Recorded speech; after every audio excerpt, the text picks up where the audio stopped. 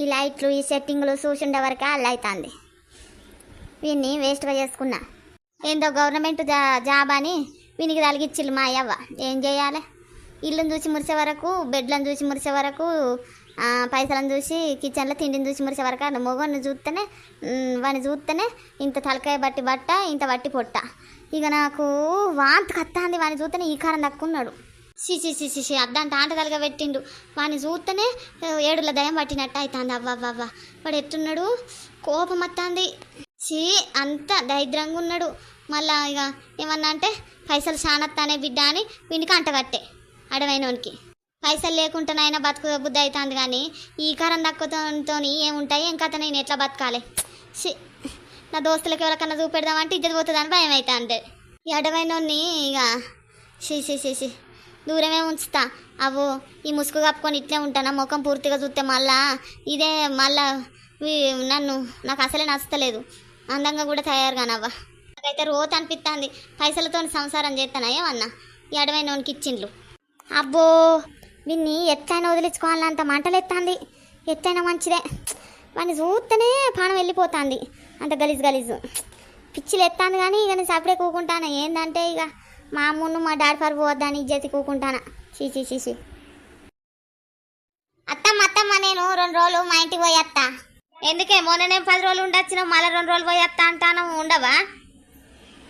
2 రోజులే అత్తమ్మ, కొత్తలు కదా, పోబుద్ది అవుతుంది మా ఇంటికి. సరే పోదు గట్టతి, వాడు వచ్చినాక తోలత్తడి. అబ్బాయ్యా ఇట్లా నన్ను తప్పించుకుంటాను. ఈ బట్ట తలకాయను చూస్తేనే నాకు శిరశిర కోపం వస్తుంది. ఎట్లా పాడుపడ్డాడు, అడ్డాడు, పాల లేవుతాయి మోకంలా.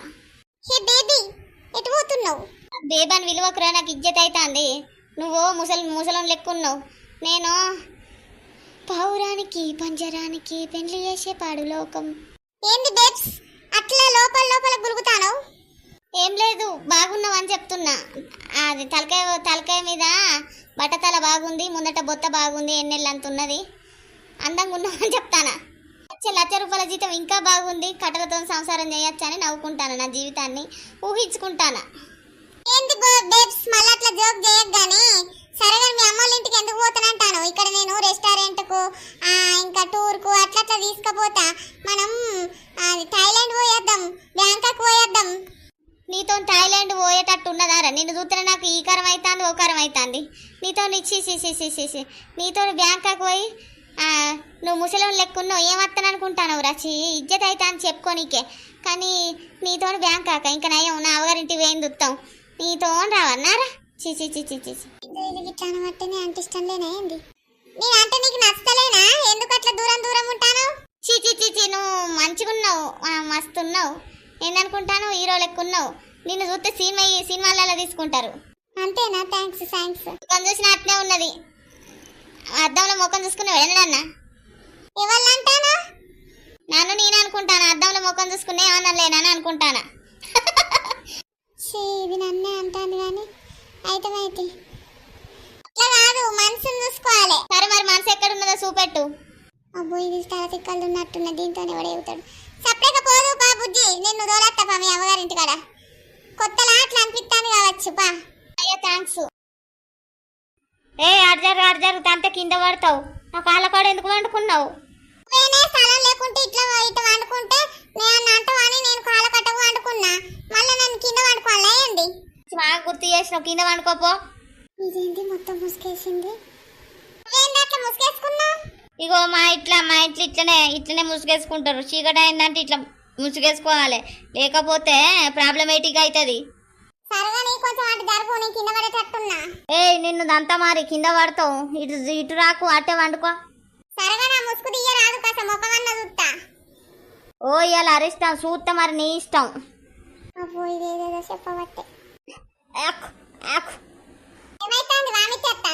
నిన్ను చూస్తేనే వస్తుంది నాకు. రేపు పొద్దుగాల 4 గంటలకే మా అవ్వగారింటికి తోలు రావాలి నాకు. అంత తెల్లారి గట్ల ఉన్నది 10-11 గంటల వరకు తోలత్తా. పోతే సాయంత్రం నేను వచ్చినాక ఇద్దరం కలిసిపోయి 2 రోజులు ఉండి మళ్ళీ వద్దాం. అక్కడ నా ఇజ్జత్ పోతుంది, నా పరువు పోతుంది. నిన్ను నా మొగడని చెప్పుకోవడానికి ఇజ్జత్ తక్కువ ఉన్నావు నువ్వు. నాకు ఇజ్జత్ అనిపిస్తుంది. నువ్వు ఎందుకంటే గవర్నమెంట్ జాబ్ అని ఏదో అట్లా తూ అంటే తుత్తు మాత్రం లెక్క చేసుకున్నా నేను. కానీ నువ్వు నాకు సరైన జోడు కాదు.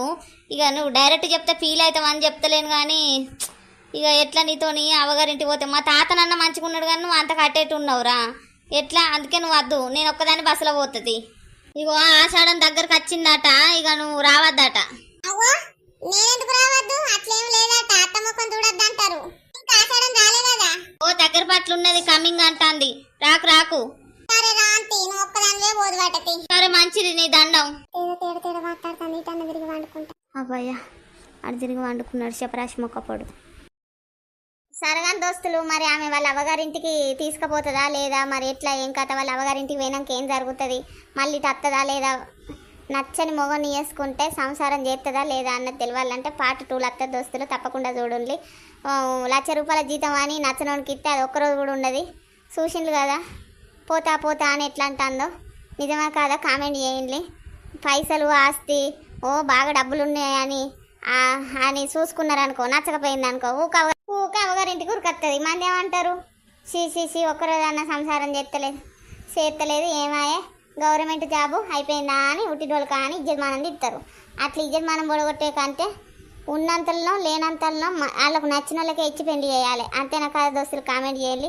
మరిన్ని వీడియోస్ కోసం మన ఛానల్ని సబ్స్క్రైబ్ చేయండి, లైక్ చేయండి, షేర్ చేయండి, కామెంట్ చేయండి. ఇట్లా ఎవరికన్నా జరిగితే ఇంకేమైనా వీడియోస్ కావాలంటే కామెంట్ తప్పకుండా పెట్టండి. సరేగాని దోస్తులు, మరి హైపు కొందరు చేస్తాను చేయకపోతే కొందరు మా వీడియోలను చూస్తాను సబ్స్క్రైబ్ చేయకుండా పోతాను. సబ్స్క్రైబ్ చేసుకొని పెట్టుకోండి. రోజు బొచ్చడు నవ్విస్తాం మిమ్మల్ని. సరేనా? రోజుకొక లాంగ్ వీడియో రోజు అత్తది దోస్తులు, తప్పకుండా చూడండి.